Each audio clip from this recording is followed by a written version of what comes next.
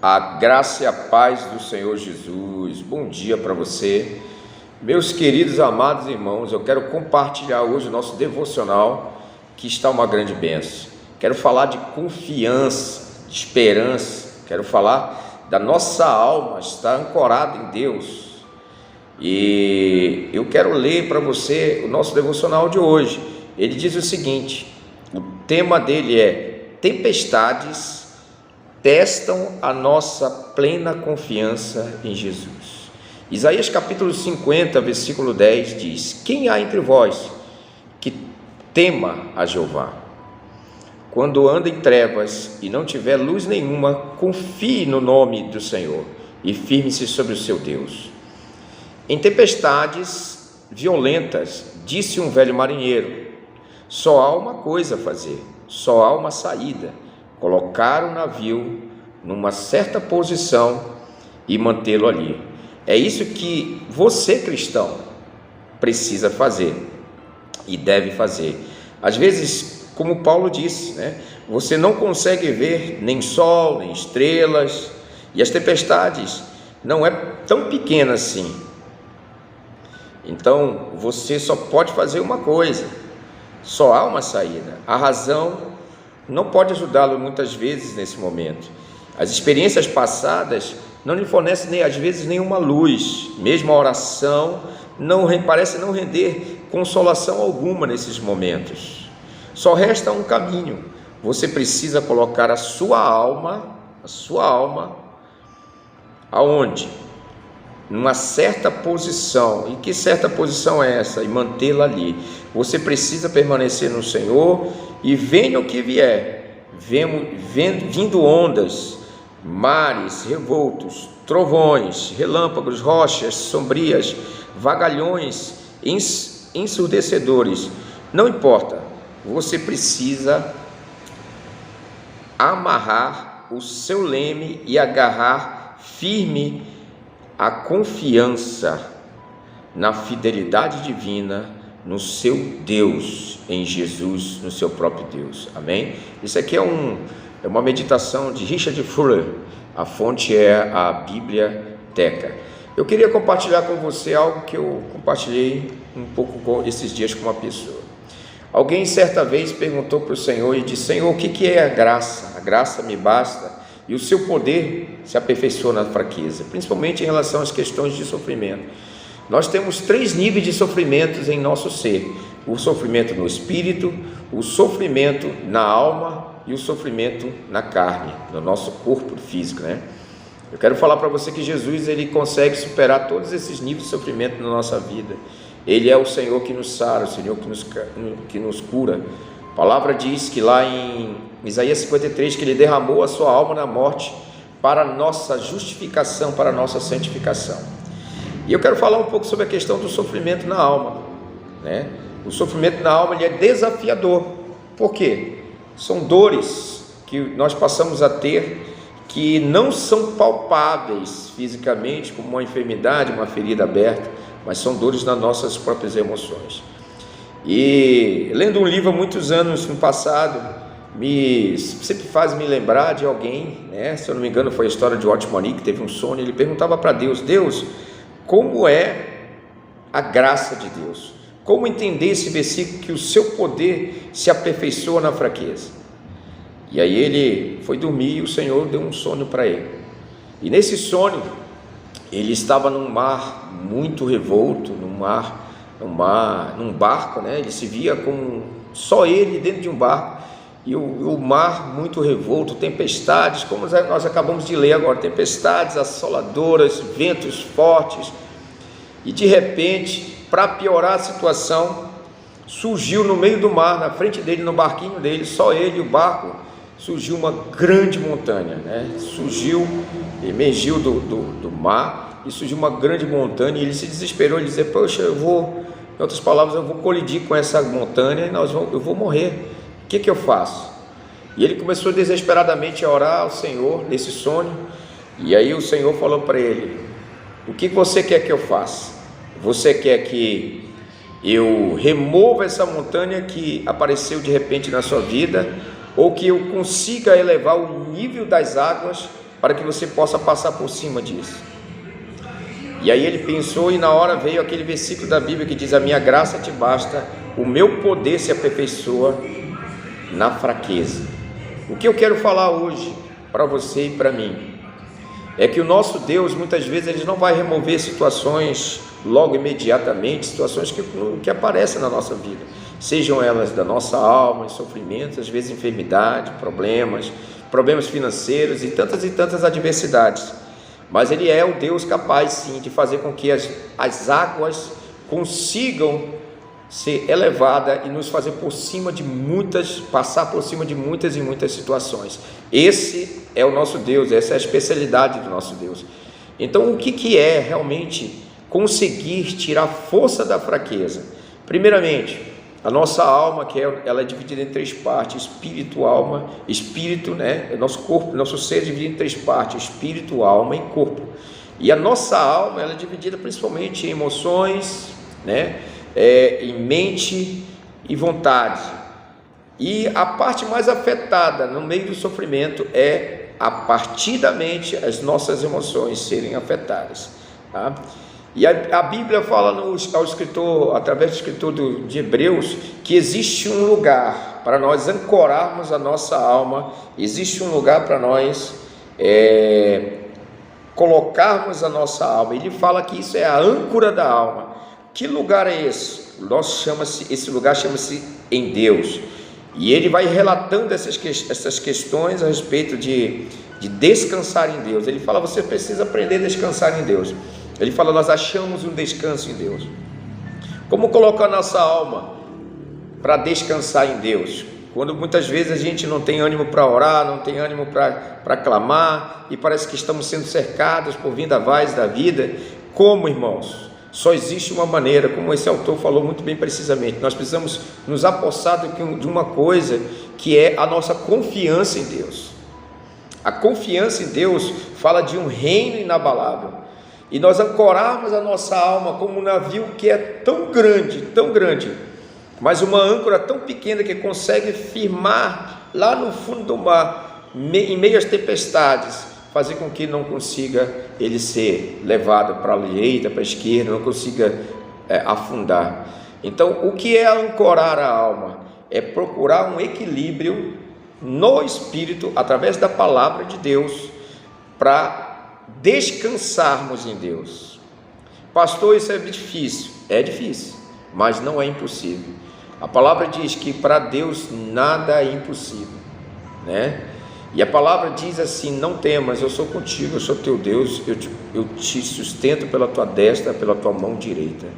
Então, nós temos que aprender hoje, irmãos, numa era de muitos problemas, numa era de cargas fortes, de cargas que tentam nos tirar, de sobrecargas que vêm sobre nós, tentam nos sufocar.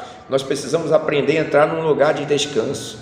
E que lugar de descanso é esse? É o lugar da presença, é o lugar da intimidade, é o lugar em que você se joga e diz: Senhor, eu lanço sobre você todas as minhas ansiedades, eu coloco sobre você, Senhor, nesse momento, e eu me aposto do que a sua palavra diz, que é confiar em Deus.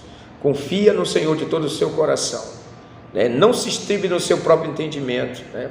Então a Bíblia está repleta dessas questões, a Bíblia está repleta de chaves poderosas que vão nos levar a situações. Sofrimento nós vamos ter, e o sofrimento é uma ferramenta poderosa de Deus para nos forjar, para nos fazer mais fortes no Senhor, para que a nossa caminhada seja uma caminhada firme, forjada. Então a Bíblia fala que nós estamos num reino que é um reino inabalável, é o reino de Deus. Todas as coisas serão abaladas nessa terra, a economia é abalada, a saúde é abalada, muitas coisas são abaladas, né? Mas se você firmar a sua fé em Jesus, a sua vida será inabalável. Em meio às provas, em meio aos sofrimentos, ela será inabalável. Então nós precisamos aprender que Deus nos deu uma mente. E que mente é essa? É a mente de Cristo. Colocar a nossa mente em Cristo, descansar em Deus, em meio às enfermidades, em meio às situações, se encher do Espírito Santo, da palavra da vida, isso vai te fazer entrar num lugar chamado lugar de descanso, lugar de confiança. Amém? E aí tem vários segredos na Bíblia. Quer ver um segredo? Falando entre vós com salmos, hinos e cânticos espirituais. O louvor te leva a um ambiente de descanso. O louvor te leva a conhecer o Senhor plenamente. O louvor te leva a descansar no Senhor. A oração te leva a descansar no Senhor. A leitura da palavra, a proclamação da palavra te leva a descansar no Senhor. Ambientes de comunhão, ambientes de relacionamento, ambientes de encorajamento, como reuniões da igreja, como reuniões de oração, reuniões de grupos familiares, onde as pessoas se juntam para buscar o Senhor, também te levam a ser fortalecido. Mas existe ambientes às vezes que está só você e Deus, só eu, só você e Deus. E nesse estar só você e Deus, nós precisamos encontrar um lugar. E que lugar é esse? É o lugar da presença, é o lugar de descanso. A Bíblia está cheia de palavras repletas dessa terminologia, descanso, descanso, né? Eu já encontrei o meu descanso em Deus, eu já encontrei o meu descanso em Deus. Então nós somos comparados a esse ponto,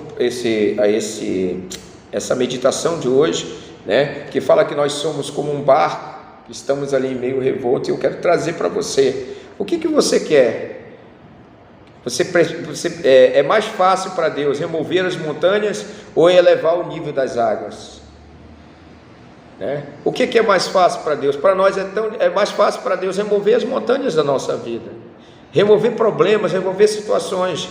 Mas o nosso Deus, muitas vezes, Ele não quer só remover problemas, Ele quer elevar o nível das águas, Ele quer fazer com que você veja que existe um Deus que faz muito mais do que pedimos e pensamos, segundo o seu poder que opera em nós. Amém? Então, o que é a graça te basta? Paulo, quando escreve a graça te basta, ele diz assim: eu estou no meio de uma prisão, eu estou preso numa pior prisão, uma caverna, uma subterrânea, lugar insalubre, lugar sujo, lugar muito, muito, muito ruim. Mas ele diz: Senhor, a minha graça te basta, combati o bom combate, completei a carreira, guardei a fé, a coroa da vida está proposta sobre mim. Queridos, é muita coisa, um cara que estava ali, o próprio Jesus, o Jesus dá um grito, um brado na cruz: Pai, não seja feita a minha vontade, mas a sua vontade. Então, a nossa alma geme, sim, ela geme, mas o nosso espírito é fortalecido, a nossa esperança é fortalecida em Deus. Então eu quero te encorajar nessa manhã a você entender que a sua mente já está protegida pelo capacete da salvação, a sua mente já está protegida em Deus, e que existe um lugar de descanso no Senhor. Esse lugar de descanso é a palavra de Deus. Esse lugar de descanso é fazer com que você se aposse do que realmente a Bíblia diz a seu respeito. Amém? E que a palavra diz que nós não somos como os ímpios.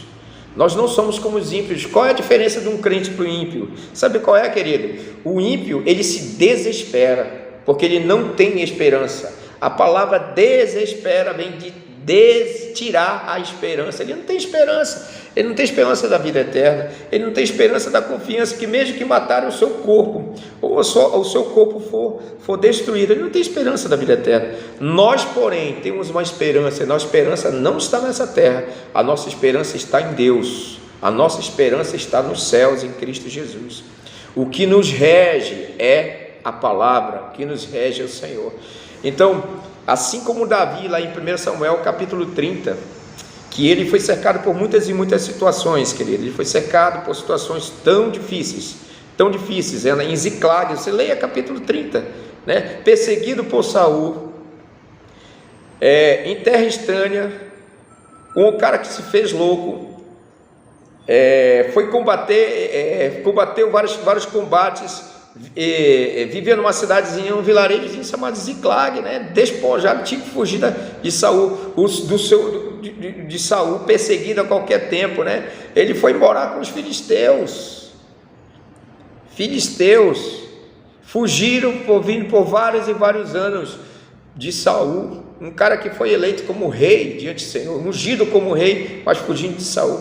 E aí o que acontece? Vai guerrear umas guerras. Quando ele volta dessa guerra, na sua família, o que acontece? Os amalequitas chegam lá e simplesmente devastaram tudo, tocaram fogo, levaram as mulheres, levaram as crianças, levaram todo mundo cativo.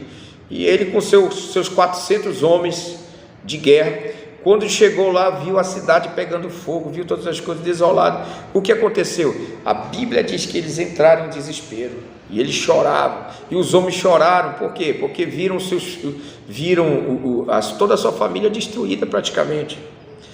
E eles intentaram o que? Eles pegaram pedra para apedrejar Davi. Disse: não, você é culpado. Sempre existe um culpado na hora do desespero, né? Mas o que Davi fez? A Bíblia diz que Davi se ajoelhou diante do Senhor e recobrou. A Bíblia diz que ele clamou com todas as suas forças, né? Ele recobrou a força com todas as forças da sua alma. Eu acho que ele não tinha mais nenhuma força. Deus dotou de força tal, que ele clamou ao Senhor com todas as suas forças. E ele disse: Senhor, o que é que eu faço?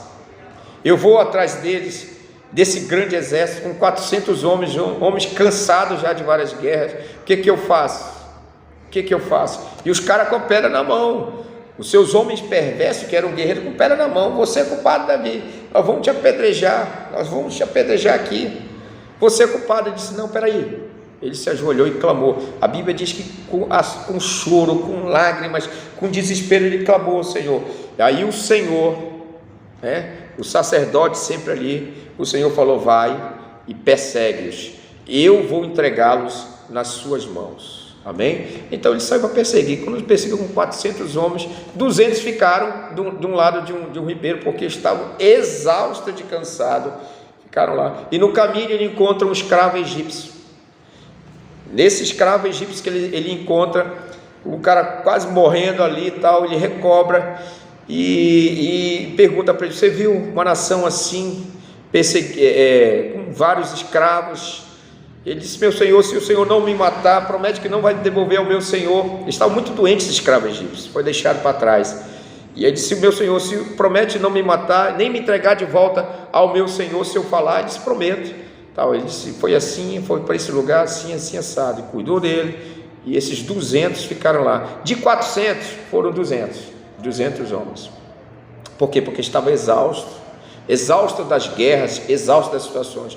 E a Bíblia diz que Deus entregou na mão de Davi todos aqueles amalequitas, e ele trouxe de volta, todas as suas esposas, os seus filhos, trouxe todo de volta os seus familiares para seguro, e ainda trouxe os despojos.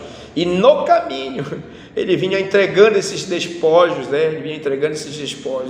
e chegou lá, irmãos, aqueles 200 que estavam cansados, e aqueles 200 que foram na frente, que às vezes é assim, alguns são mais fortes que os outros, foram na frente. Quando chegou lá, aqueles 200 que tinham vencido a batalha, eles disseram: não, esses caras aqui, eles não são merecedores dos despojos de guerra, porque eles não foram conosco. Davi falou: não, eles também são merecedores dos despojos.